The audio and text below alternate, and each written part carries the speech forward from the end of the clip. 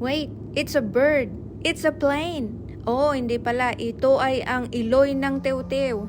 Mga idol, taglamig na naman. Kaya isa ito sa procedure ng mga airlines na bago lumipad ang kanilang eroplano ay kailangan isprayhan muna. De-icer ang pangalan nito.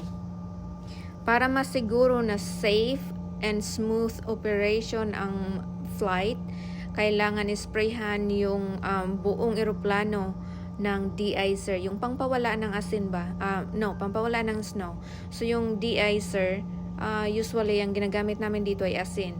I'm not sure kung anong klaseng de-icer ito kasi fluid siya or liquid ang ginagamit para madali siyang makalat o matunaw sa airplane. Lalo na yung wings ng airplane kailangan kasi di ba pag magla-landing yan kailangan itaas yung maliit na parte na yan sa wings para ma-stop yung plane.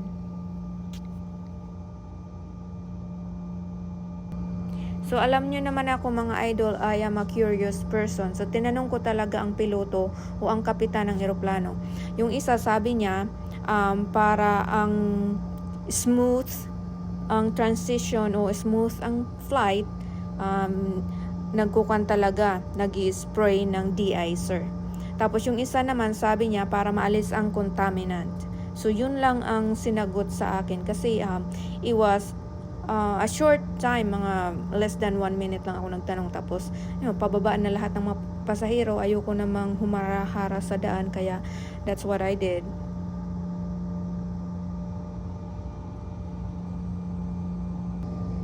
So ito ginugil natin para may matutunan tayo. Ang pangalan ng kulay orange na ini-spray nila dyan ay propylene glycol. So iniinit muna nila from 60 to 65 degrees Celsius, so mainit na mainit talaga, para mawala ang snow o ice. Ito ay sa ibabaw lang ng airplane, sa labas lang na airplane ini-spray. Kasi kung hindi ito iinitin, pag in-spray yan, mag-frozen talaga yan, mag-yellow yan. So hindi na magpa-function ang eroplano. Hindi maganda pag hindi nag-function ang eroplano kasi hindi maganda ang kalalabasan. Alam nyo naman ang magagawa nito kung hindi mag-function ang eroplano, may masamang mangyayari.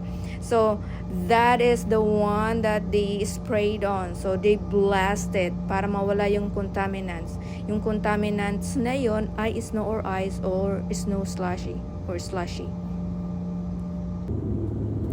Ayan na, smooth na ang flight natin. Happy flying mga idol. Please like and follow my page. Salamat po.